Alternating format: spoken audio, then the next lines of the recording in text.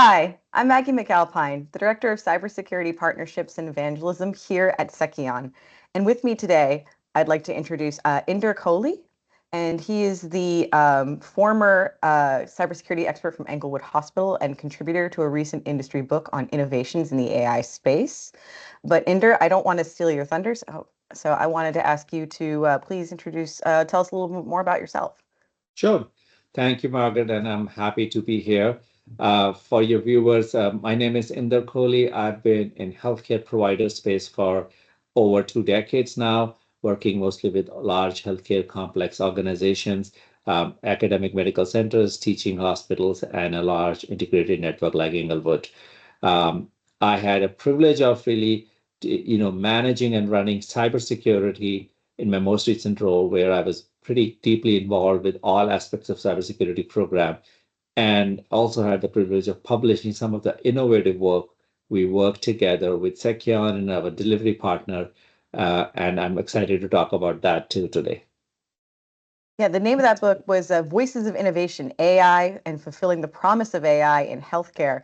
So we're definitely going to make sure we provide a link for that at the end, and definitely recommend checking it out. But we're going to also dive right into some real world stories and lessons learned, especially from your time at that hospital, where we were, of course, very flattered to learn, not to learn, but to work with you in the deployment of Seceon's platform.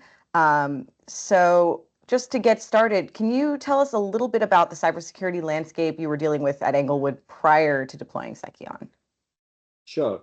Uh, I would say we had several tools in place, but what we lacked was a structured cybersecurity program with process, methodology, the governance and people around it. We had a SIM in place, but it was more like a log aggregator. So not just for a SIM transformation, but I also initiated a 2-year NIST-based cybersecurity program at the organization, which had, I think, 12 different components, right from threat detection and vulnerability analysis to XDR and EDR. SIM became an important piece of it, data loss prevention, cyber awareness, phishing exercise, medical device security, and even asset management and change management. So as part of the program, one of the important piece of or important tool I wanted to implement was a SIM tool, which is really connected with my entire environment. As I mentioned, my last SIM tool was more like a log aggregator with a limited interfaces. It was static, it was rule-based, and it was in some ways blind to user behavior or emerging threats. So organizational cyber awareness overall was also limited, and there was, for a lack of a better word, a very limited real-time monitoring, or especially a lack of behavioral analytics in place. So, I can say we had tools and data, but no real insights. And that is how, I wanted to approach my cybersecurity program with a lot of tools, automation, and insights, because we all work in a resource constrained environment. I had a small team I put together, and I really wanted to rely on technology more, and my resources get prioritized for the critical and high vulnerability items. That was really the landscape I encountered when I started with Englewood. Mm-hmm. And as I think everyone listening knows, healthcare is one of the most challenging environments in the world to deploy cybersecurity to. I mean, everything you do is so critical. It's one of the few places where lives are just literally on the line. So, so I don't envy the challenge. But obviously, we're very flattered that you chose Seceon in the end. But I was wondering if you could tell us a little bit about the evaluation and what ultimately led to that adoption. Sure. I think from the earlier on, we were drawn to the platform because of the innovative approach. It wasn't really just another product. It was purpose built for future in my mind, because um, there was a promise of all the automation, AI, ML, a real time, threat vulnerability across the continuum of environment. I believe Secure now has probably 50 plus sources from where it takes in the data and lays on top of my environment. So from my perspective, that again, I could go with a traditional SIM tool and build the rules and have my team and my network operations and security operations center analyze those threats, which I can, assure you is very labor intensive, but more importantly, it's not sustainable in today's world where the threat itself is originating from an AI-based tool. So how can we, as a human resources, map those threats? But back in 2022, this was a forward-thinking approach. AI wasn't quite a household name like today, but we were all utilizing AI in infrastructure and cybersecurity tools. So Seceon really offered me that opportunity that we can depend a lot on a tool and prioritize my resources to work on critical and high vulnerability alerts, which are, so to say, vulnerable in my environment. I think Seceon brought that sense in its methodology or in its algorithm, which is that yes, this is a critical vulnerability going around, but is it truly a vulnerability in my environment based on every other control I've put in place? So that kind of helped us prioritize where we focus on. And where it also helped us is that we are not shutting down services because of vulnerability was highlighted. Because shutting down services you just mentioned a minute ago in healthcare can have a big impact.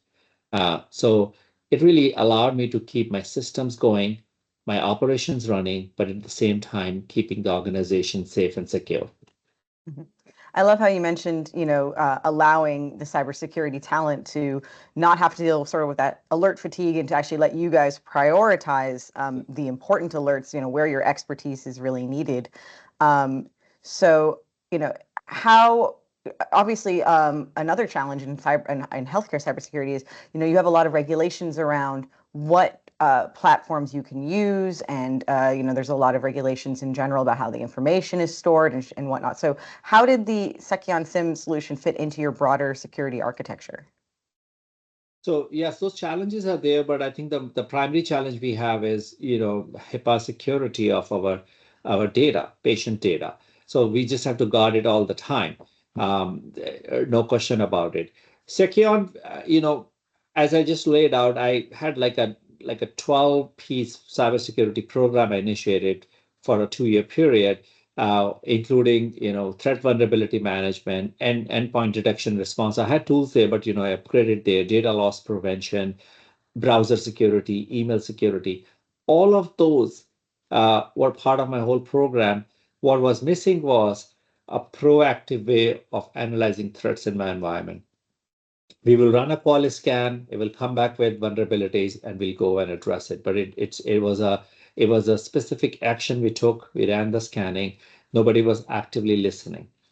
That's where Seceon fit in as proactive behavior of actively analyzing my environment, actively analyzing the threats in the broader environment outside of my organization and how that may affect me, laying on top of my environment. And Seceon happened to be one of the first tools I implemented, and very quickly it became kind of the backbone or the centerpiece of my cybersecurity engineering strategy. Then I added more components to it, with my EDR, XDR, with my 24/7 SOC. So that it was a combination of a tool, technology, and the people and the services, which kind of gave me that sense of that my environment is being monitored and my environment, more importantly, I have a good sense of what is going on in my environment. I think Second did a great job of putting that whole dashboard together for us once we were finished with all our integration, and it took time, and it always takes time, that we had a good sense of that my entire critical environment is being actively monitored. I think that is a big piece for anyone managing a cybersecurity, that at least there is a single pane view of your environment. Now, I'm maybe over exaggerating. There's never a single pane view, but as best as we can bring together with a tool and a dashboard which is actively monitoring my environment. Yeah, that ease of use is also something I think we strive for, and we want to, alleviate that burden, especially on already overburdened practitioners.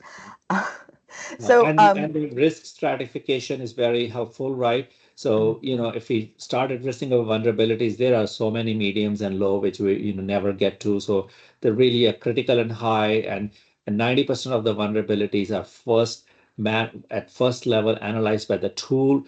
If it clearly bubbles up to a vulnerability level, then it gets sent to my SOC team. If SOC team looks at it and needs more input, goes to my team. So it's a whole process in place, which took, again, a few months to put in place. But that runs like a well-oiled machine, because then you're prioritizing on few things you need to prioritize versus the entire universe. And just going back to even what you mentioned earlier about AI was still somewhat, not science fiction, but it was definitely still not a household name in the way it is today. It's an enablement tool. It's a force multiplier for many people. Unfortunately, that includes the attackers. So having an AI defensive shield is really important when the attackers are now using it as well, I'd imagine. Yeah, absolutely. So what kind of impact, now that, it's been a few months, everything's running well, it's a well-oiled machine, what kind of impact, threat visibility, response time, SOC efficiency could you speak to? Yeah, so, I will say well-oiled machine is not easily achieved, and it is never fully achieved, but it gets to a better stage every single week, every single month. But it took about 6 months for us to finally tune this whole log collection and operations of Seceon. Actually, we were overzealous in the beginning, and then we realized that maybe we are collecting same information twice, because systems integrate and talk to each other. So, we had to do that kind of rationalization across all my critical applications. But, so within about 5 to 6 months of implementation as well as fine tuning, we got to a point where we were monitoring it every week. And I actually used to question the team. I used to meet with them every week on the low number of threats which were bubbling up. It would be a couple dozen, threats a week. And I was like, that seems very low for a large infrastructure environment like us. I kept questioning. I used to tell them my job is to worry. I'm not doubting you, but my job is to worry. And they would always assure me that is correct. We have looked at it. These are the ones which bubbled up. Out of that, some still become false positive, but these are the ones which were brought to my attention of my team. So a tool has analyzed it, my SOC team has analyzed it, and then my team has analyzed it. So I think that what it did in a way was amazing job of filtering out the noise, right? It also had ability to analyze behavior, user behavior. I did not have anything else in my environment to analyze user behavior, compare against external threat intelligence, and really escalate only meaningful indicators. So, now 2 years later, 2.5 years later, it is getting more and more ingrained in our security operations in a way that there's a greater amount of confidence in the system. We have since added multiple new application logs, tier 1 and tier 2 applications. So it's again, adding more and more of my environment to this dashboard. So there's an active, proactive monitoring and proactive listening happening in my environment against an external threat environment. I would also say drastically reduce the burden on my NOC team, network operations, and my team, because the tool is doing the first level, and then there's a security operations center, a great team there who are handling second level of threats. So the number of escalations, in which I would assume with hundreds of log, is a lot less. So definitely the tool has done a good job in kind of separating the noise from actual threats. And I expect that it continues to keep our environment safe. One other piece I will say is, again, I've touched on it briefly, is that since it's highlighting only a small number of threats as a real threats to investigate, we are not in a situation where, oh my God, a critical threat has come up and let's shut down the services while we investigate.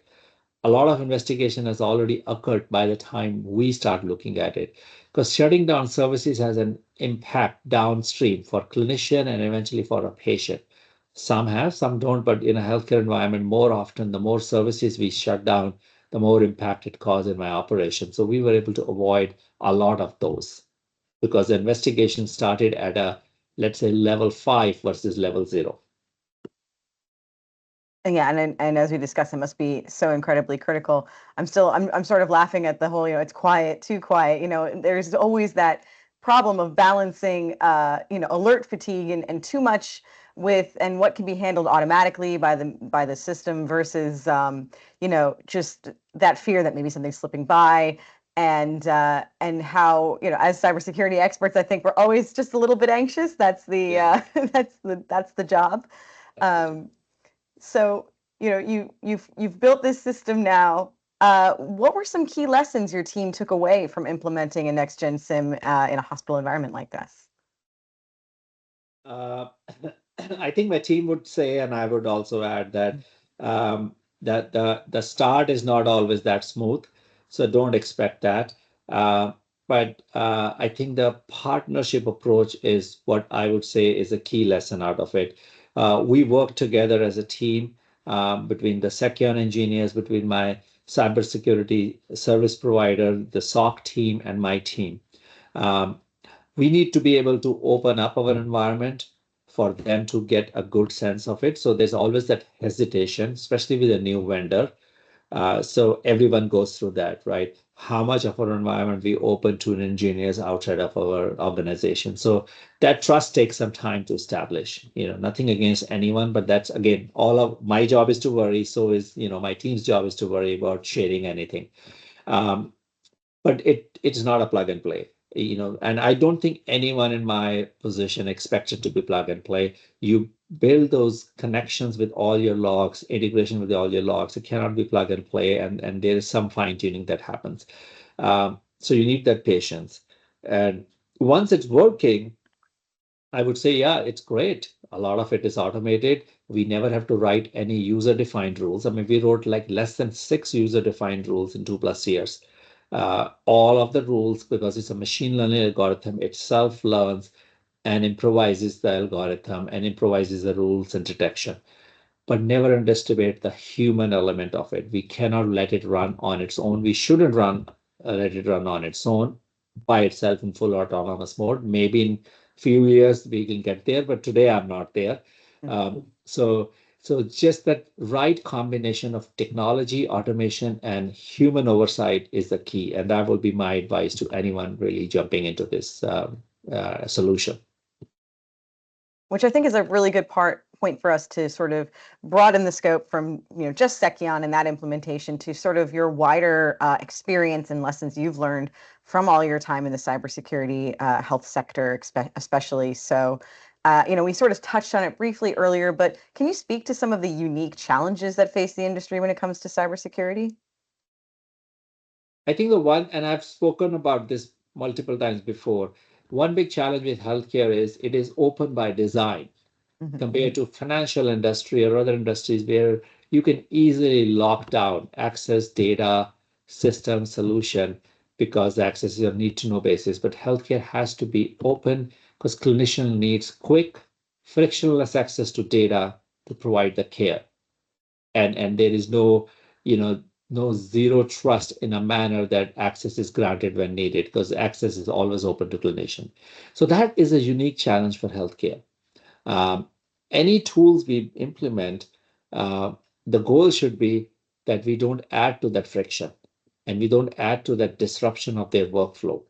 Because, solutions, the software solutions, the applications we implement are there to aid the clinicians in their primary role. Computer is not the primary role. Application is not the primary role. Primary role is to take care of a patient and deliver that care. And so that becomes a challenge for cybersecurity team, because as simply information sharing, you want to make sure that we share in a most safe manner. And safe manner is usually not the easiest manner. So it takes a lot of convincing, bringing them on board, and spreading that awareness across that why cybersecurity is important. And that is something which I've spent a lot of time over the last several years of raising the cybersecurity awareness of the entire organization. Another challenge, which is I won't say unique in healthcare, but healthcare has this challenge, is the vast number of roles of the users. Everyone has a very unique role, and they interact with the same system in their own unique manner, and they have their own data interactions, workflows, and information sharing based on what they need to perform for patient care. Um, that creates complexity in terms of, again, cybersecurity, in terms of best practice policies. Technology, as I say, is there to support them, not be the only job. And one other factor with healthcare is we do tend to carry some technical debt. Um, Not because we don't pay attention to it, because we are a large vendor ecosystem. The vendors haven't caught up on it, or the function that solution or the server provides is critical for patient care, and we don't have quite an alternative yet. So we do compensatory controls, but that additional technical debt in the environment makes you more vulnerable. And sometimes the analogy we use is like we're trying to secure a moving train with all these things going and not stopping the patient care, and really still making the transformation and progress. So those are unique in healthcare, I would say. Yeah, and there's a saying in cybersecurity that convenience is on the opposite end of the scale from security. I liked your point about how, financial industries, for these big transactions, right? It makes sense that there's a lot of gates and it's, very slow moving to get a big, wire sent or something like that. But for healthcare, it could be a matter of minutes or seconds. Somebody could be coding and you need to, the doctor needs that information right away.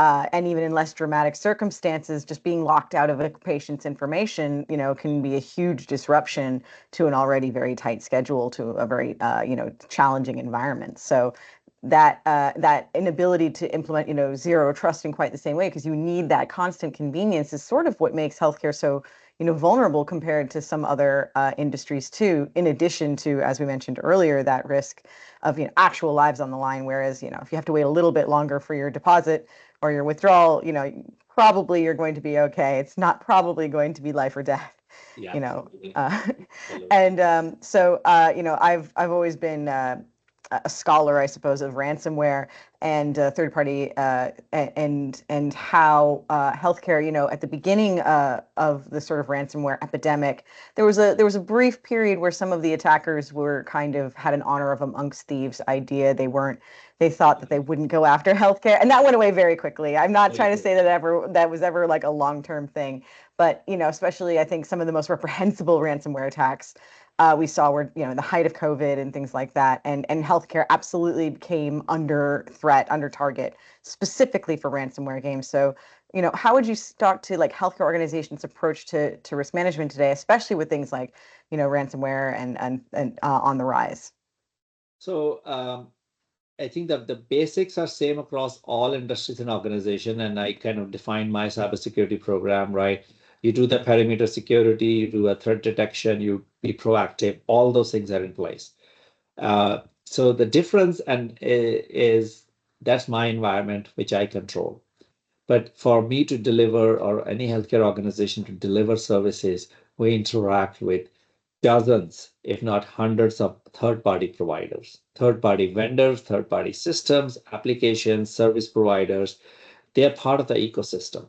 And, and we end up exchanging a lot of information back and forth. So how do you know that they are secure? Right? We all are aware of what happened with Change Healthcare and the implications it had on all of the healthcare ecosystem.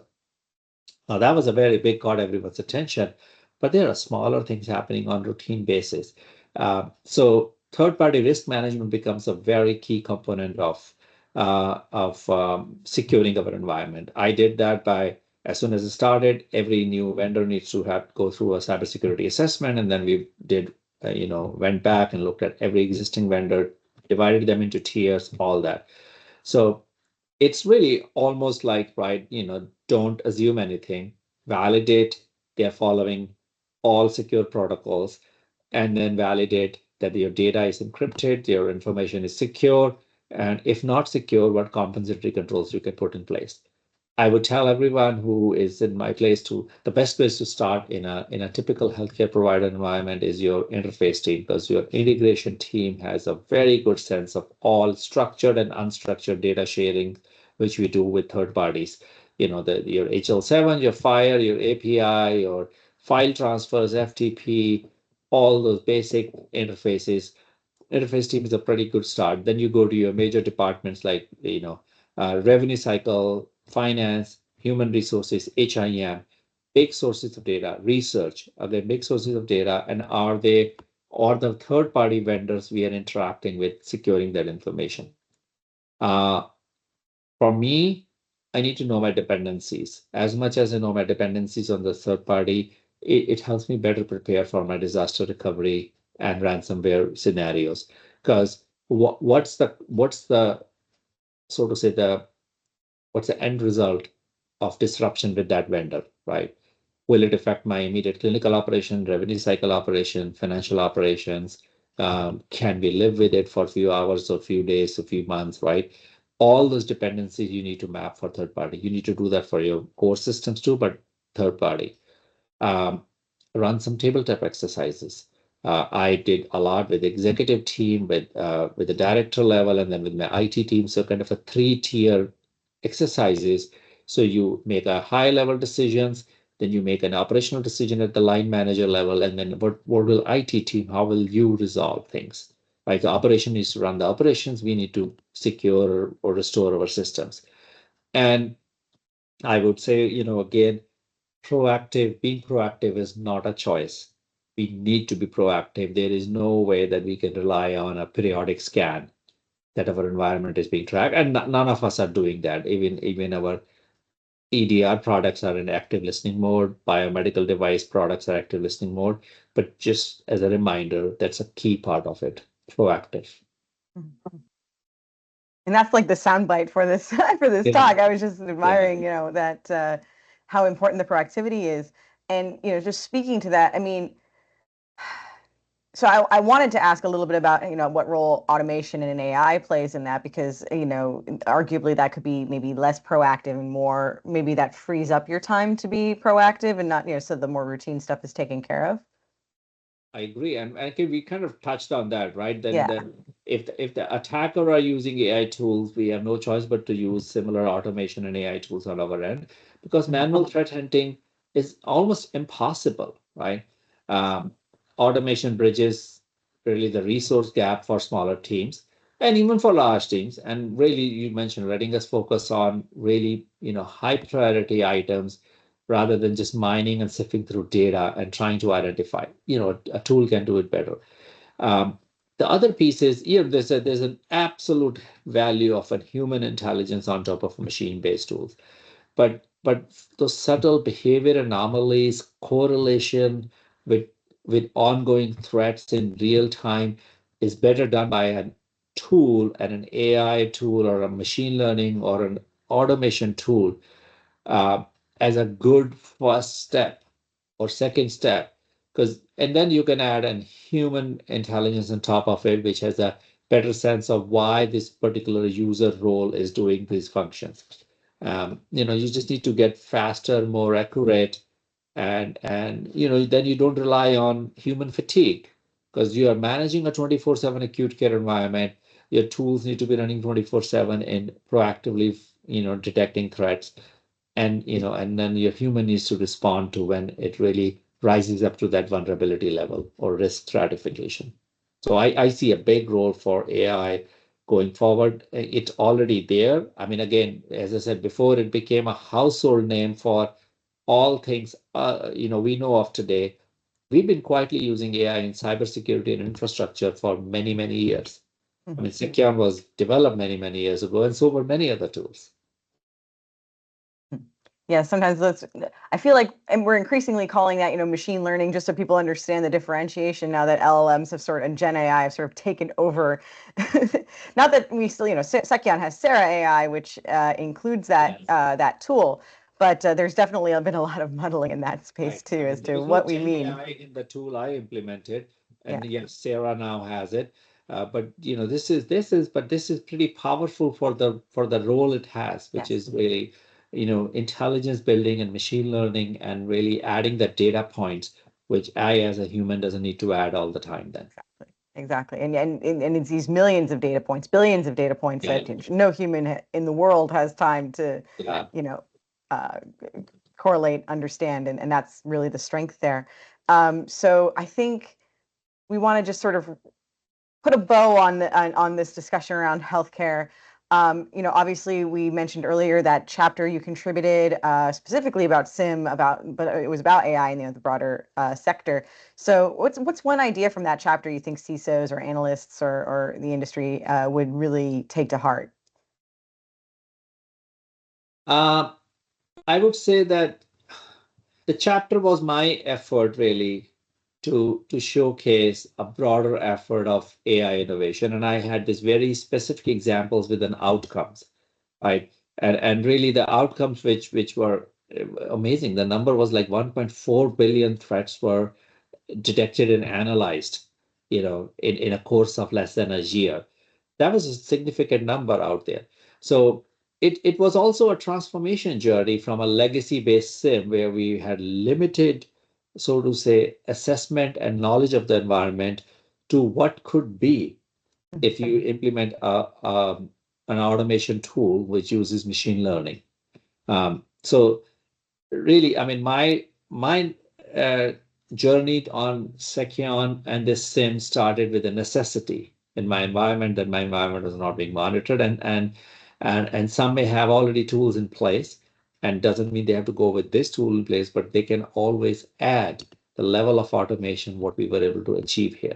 Sometimes we have the tools in place but don't put the program around it. So my goal will be, right, we're writing this book with this chapter was that to share what was our journey, what was our problem, and how we solved it.